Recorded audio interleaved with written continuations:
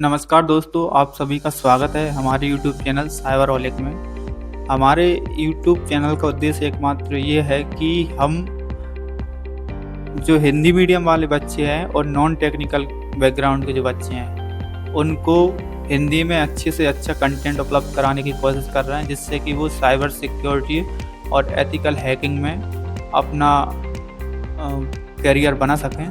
तो इसी उद्देश्य को लेते हुए हम आज इको कमांड को पढ़ने वाले हैं। तो बेसिकली इको कमांड का उपयोग क्या है? तो इको कमांड का उपयोग टर्मिनल पर टेक्स्ट या वेरिएबल को डिस्प्ले कराने के लिए किया जाता है। वैसे इसका मुख्य जो उपयोग है स्क्रिप्टिंग और ऑटोमेशन में किया जाता है। जब आप बेस स्क्रिप्टिंग करते हैं या मतलब प्रोग्राम्स लिखते हैं तब इसका मुख्यतः उपयोग किया जाता है। लेकिन फिर भी जब हम काली लिनक्स यूज़ करते हैं तो इसको हम जो हमारी फाइल का कंटेंट है या फिर जो हम लिखना चाहते हैं डिस्प्ले पर या टर्मिनल पर शो कराना चाहते हैं वो कंटेंट हम शो करा सकते हैं। तो इस वीडियो में हम इको कमांड के 4 या 5 उपयोग देखेंगे। तो सबसे पहले इको कमांड के साथ में यदि आप डबल इन्वर्टेड कॉमा में जो भी सेंटेंस आप लिखते हैं वो टर्मिनल पर एज इट इज़ शो हो जाता है। तो जैसे कि इसमें उदाहरण दिया है हेलो वर्ल्ड, आप टाइप करेंगे तो हेलो वर्ल्ड आउटपुट में शो होगा। नंबर 2, ये जो कमांड है इसमें यदि आप कोई वेरिएबल सेट करते हैं, जैसे कि मैंने नेम इक्वल टू और डबल इन्वर्टेड कॉमा में जॉन लिखा है, तो ये जॉन एक वेरिएबल हो गया, मतलब नेम एक वेरिएबल हो गया जिसकी वैल्यू जॉन है। अब जब भी मैं इको के साथ में ये जो डॉलर साइन के साथ वेरिएबल का यूज़ करूँगा, जैसे नेम वेरिएबल का यूज़ करूँगा, तो आउटपुट में मुझे जॉन दिखेगा। ठीक है, तो ये 2 कमांड से हो गई। इसके अलावा यदि कोई आपको, वैसे तो टच कमांड से हम फाइल बनाते हैं लेकिन फाइल क्रिएट करते हैं, तो इससे इको कमांड से भी हम नई फाइल क्रिएट कर सकते हैं। जैसे कि ये जो कमांड है इको के साथ में डबल इन्वर्टेड कॉमा में आप मान लीजिए कोई कुछ सेंटेंस लिखते हैं, उसके बाद ग्रेटर देन का साइन लगाकर फाइल का नाम लिखते हैं। यदि ये फाइल पहले से एग्जिस्ट करती है तो न्यू फाइल क्रिएट नहीं होगी, और यदि ये फाइल पहले से एग्जिस्ट नहीं करती तो न्यू फाइल क्रिएट हो जाएगी और उस फाइल के अंदर टेक्स्ट या जो भी सेंटेंस आप लिखेंगे वो लिखा हो जाएगा। यदि मान लीजिए ये फाइल एक बार आपने क्रिएट कर दी, अब उसमें कुछ और ऐड करना है, आपको फाइल में कुछ और अपेंड करना है, ऐड करना है, तो उसके लिए आपको वही कमांड फिर से रन करना है, लेकिन इसमें सिर्फ डबल ग्रेटर देन के साइन आ जाते हैं। उसमें सिर्फ सिंगल ग्रेटर देन साइन था, इसमें डबल ग्रेटर देन साइन आ जाता है और फाइल का नाम वही लिखना होता है। इसके अलावा जो 5वां उपयोग है इसमें है मल्टीपल लाइंस के लिए एस्केप जो स्विच है उसका यूज करना। जैसे इको कमांड के साथ आप -e स्विच का जब उपयोग करते हैं तो इसमें अंदर जैसे ये फॉरवर्ड स्लैश लगाएंगे और n जो लिखेंगे, इसका मतलब क्या होता है? ये होता है कि आप नई लाइन से शुरुआत कर रहे हैं। जैसे लाइन 1 सेंटेंस 1 आप लिख चुके होंगे, उसके बाद फॉरवर्ड स्लैश और n लिखेंगे, उसके बाद लाइन 2 लिखेंगे, तो लाइन 2 नीचे से स्टार्ट होगी। तो यदि आप ई स्विच नहीं लगाएंगे तो जो फॉरवर्ड स्लैश n है वो एज इट इज़ लिखा हो जाएगा, उसका आउटपुट ऐसा ही आएगा। लेकिन इस ई स्विच लगाते हैं तो नई लाइन से वो स्टार्ट होगा। तो अब इन सब चीज़ों को हम टर्मिनल पर देखते हैं। तो अब हम आ गए अपने टर्मिनल पर।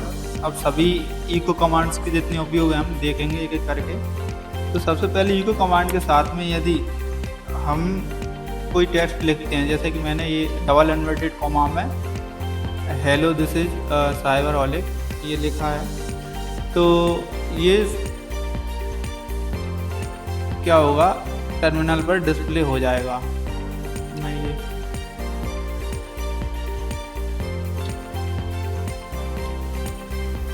ठीक है।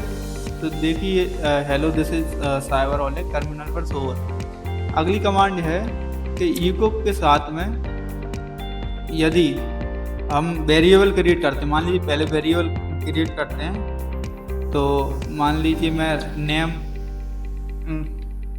वेरिएबल क्रिएट करता हूँ, ये पहले से क्रिएट कर रखा है, एक बार और करता हूँ इसको।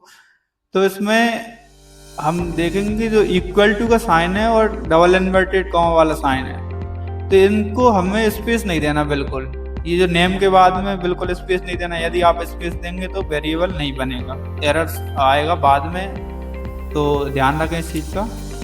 अब जैसे कि मैंने ये लिख दिया, नेम वेरिएबल दे दिया, इसके बाद में एक हु आर यू और क्या लिख दूँ, आई एम, और डॉलर साइन के बाद उस वेरिएबल का नाम लिख दें आप, क्या था, नेम वेरिएबल। देखिए अलग कलर से वो अपने आप शो होने लगा क्योंकि ये वेरिएबल है। तो अब इसको हम डिस्प्ले कराएंगे, एंटर करेंगे तो क्या शो हो रहा है,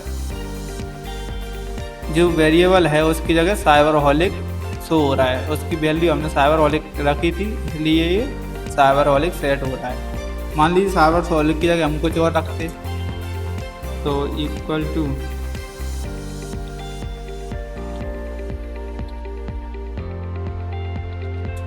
दिस इज, मेरा नाम नरेश ओझा, ठीक है।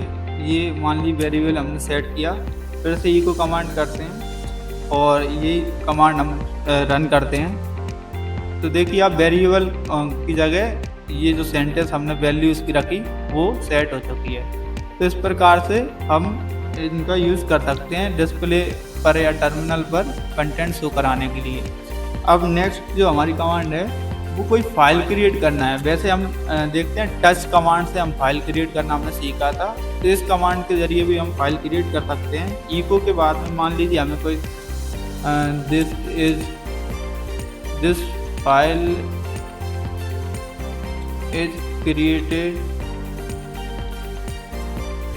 बाय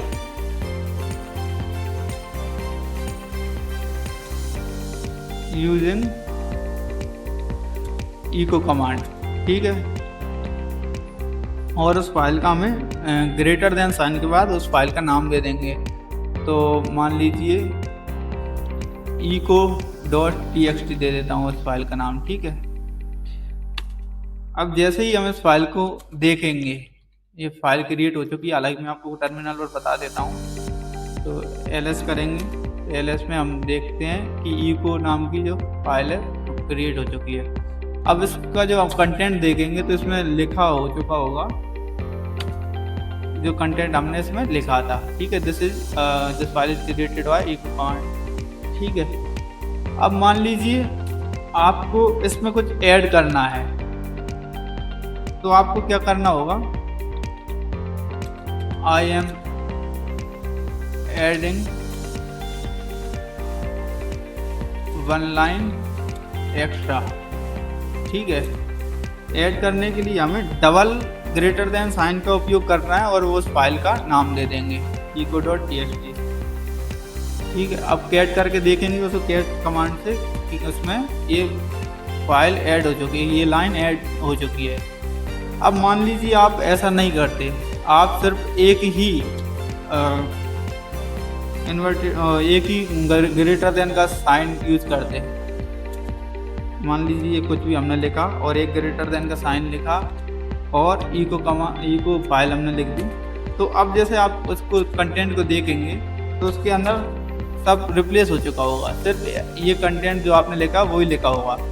तो ध्यान रखें जब भी आप कोई फाइल क्रिएट करें इको कमांड से, तो उसमें सिंगल ग्रेटर देन साइन से क्या होता है, वो फाइल का कंटेंट रिप्लेस हो जाता है। और यदि डबल ग्रेटर देन साइन का यूज़ करेंगे तो उस फाइल में वो कंटेंट अपेंड हो जाएगा या ऐड हो जाएगा, ठीक है। इसके अलावा एक और हमने कमांड जो पढ़ी थी वो है ई साइन वाला, ई स्विच वाली, ठीक है। ई को ई और ये मान लीजिए ये मैंने लिखा है हेलो और फॉरवर्ड स्लैश में एन और दिस इज साइबरहॉलिक।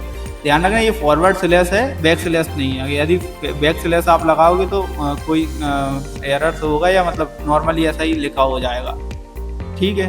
तो जब आप इसको लिखते हैं तो नई लाइन से इसकी शुरुआत होती है। देखिए यहाँ हेलो, उसके बाद न्यू लाइन हो गया, इसका फॉरवर्ड स्लैश एन का मतलब क्या है, न्यू लाइन, ठीक है, ये अगली लाइन क्रिएट होगा। लेकिन मैंने बाद में ये प्रयोग करके देखा कि अगर आप ई स्विच नहीं भी लगाते हैं तो भी ये कमांड वर्क कर रही है। तो फिर मैंने जो आपको बताया था कि ई स्विच के बाद ही ये काम करेगी, तो ऐसा नहीं है। मैंने उसमें मिस्टेक की, शायद जो पढ़ा था वो आपको बताया, लेकिन प्रैक्टिकल जब किया तब ऐसा ये पता चला कि बिना ई स्विच के भी ये प्रयोग में लाई जा सकती है। तो देखिए आप, तो बिना ई स्विच के भी मैंने /n का उपयोग किया तो नई लाइन शुरुआत हो रही है। तो थैंक यू दोस्तों, बने रहें साइबरओलेक के साथ, और हिंदी में जितना भी कंटेंट होगा हम उपलब्ध कराएंगे आपको आसान लैंग्वेज में और ज़्यादा से ज़्यादा प्रैक्टिकल नॉलेज के साथ। धन्यवाद।